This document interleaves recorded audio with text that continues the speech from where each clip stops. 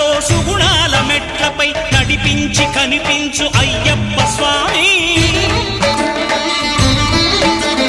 మకర సంక్రాంతి సజ్జోతివై అరుదెంచి మహిమలను చూపించు